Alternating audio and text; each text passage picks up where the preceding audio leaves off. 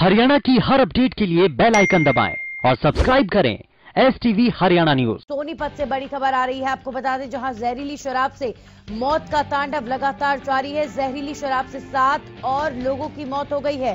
अब तक 34 लोग अपनी जान गंवा चुके हैं। शराब कांड के बाद पुलिस की छापेमार कार्रवाई भी लगातार जारी है। अवैध शराब समेत 2 आरोपियों को गिरफ्तार किया गया है।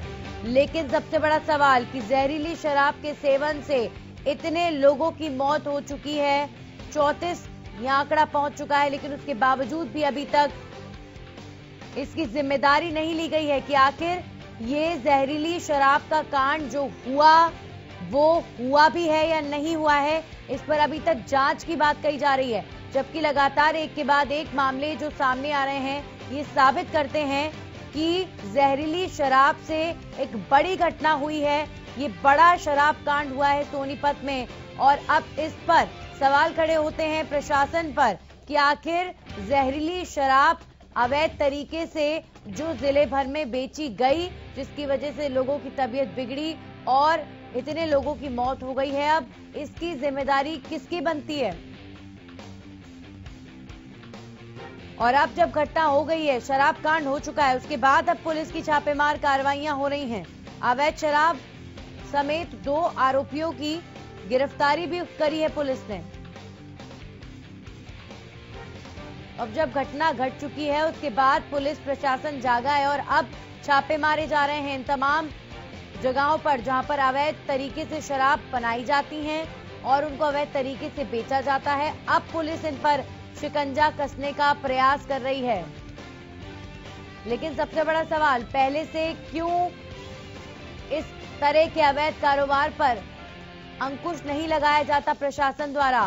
इतनी बड़ी घटना घटी है, हर दिन के साथ मौत का आंकड़ा बढ़ रहा है। जहरीली शराब से 34 लोगों की मौत हो चुकी है अब तक सोनीपत में।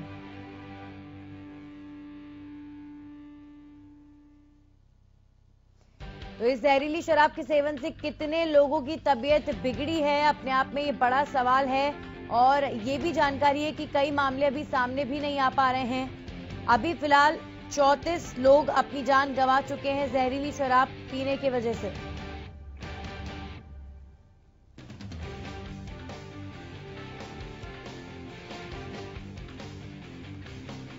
तो कहीं ना कहीं प्रशासन की लापरवाही है। ये वो लोग भी इसके जिम्मेदार हैं जो अपने प्रॉफिट के लिए शराब का गोरख धंधा करते हैं और इतने परिवारों को इस घटना ने उजाड़ दिया। हमारे साथ लाजपत जुड़ चुके हैं। लाजपत, अभी भी देखिए लगातार मौत हो रही है, उसके बावजूद भी प्रशासन यही कह रहा है कि अभी जांच हो रही है कि आखिर जहरीली शराब से ही इन लोगों की मौत हुई है या मामला कुछ और है।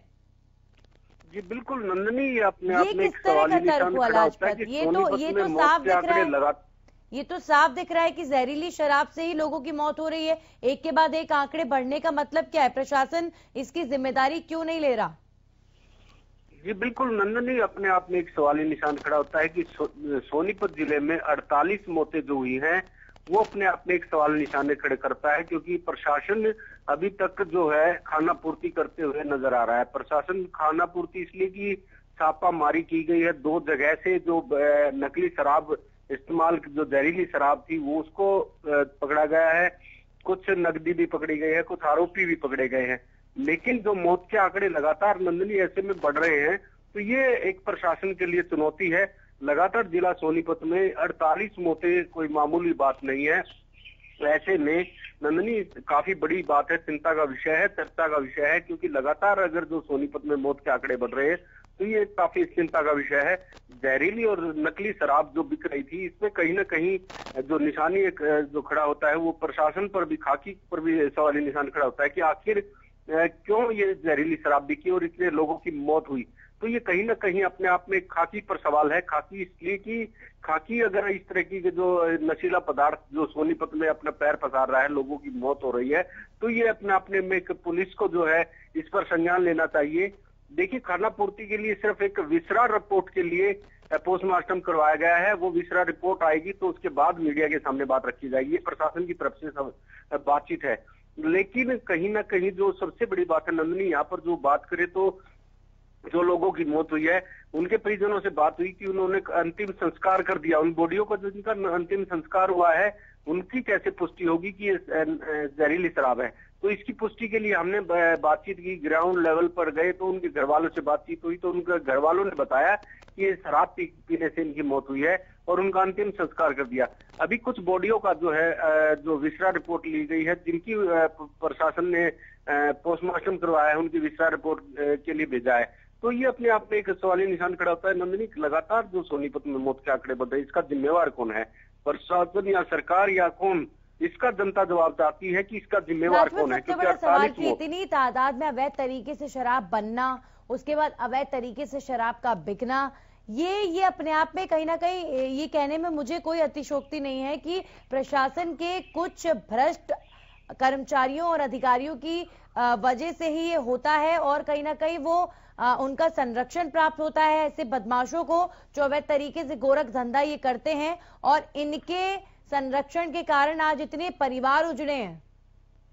जी बिल्कुल नंदनी, आपने बिल्कुल कहा कि जो इस तरह के जो ये जहरीली शराबी की है तो इसमें उच्च अधिकारी बिल्कुल शामिल हो सकते हैं, ये बिल्कुल सत्य है। और उच्च अधिकारी जो मिलकर इस तरीके का गोरख धंधा होता है और इन लोगों की मौत होती है, तो जो लोग मौत के जिनके परिवार के जो व्यक्ति गुजरे हैं उन परिवारों से अगर आप जाके पीछे और उनसे मिले तो आप जो जमीनी जो हकीकत है वो लोगों से बताएं। और यहाँ पर जो सबसे बड़ी बात है कि यहाँ पर जो है जो जिन लोगों की मौत हुई है तो ये कहीं ना कहीं उन लोगों पर ही सवाल खड़े करते हैं नंदनी, जो जिम्मेवार हैं इसमें, जो लोग शामिल हैं, क्योंकि उच्च जो पदों पर बैठे व्यक्ति जो इसमें शामिल हैं, इसी वजह से लोगों की मौत हुई है और इसका जिम्मेवार कहीं ना कहीं प्रशासन और सरकार है। सरकार ने अभी तक कोई संज्ञान नहीं लिया है नंदनी, ऐसे में कहीं ना कहीं 48 मौत होना और सरकार का अभी तक कोई मामला लगातार बढ़ रहा है, लगातार ये मामला बढ़ रहा है और उसके बावजूद भी किसी तरह की कोई प्रतिक्रिया ना आना, जिम्मेदारी ना ली जाना, ये साबित करता है कि मामले को दबाने की कोशिश तो हो रही है, लेकिन जिस तरीके से मौतों का आंकड़ा बढ़ रहा है मामला दबने वाला बिल्कुल भी नहीं है। बहुत बहुत शुक्रिया लाजपत आपका जानकारी के लिए। तो कहीं ना कहीं अब सोनीपत प्रशासन पर सवालिया निशान खड़े होते हैं कि आखिर इतनी तादाद में अवैध शराब बनी क्यों और कैसे वो बिकी।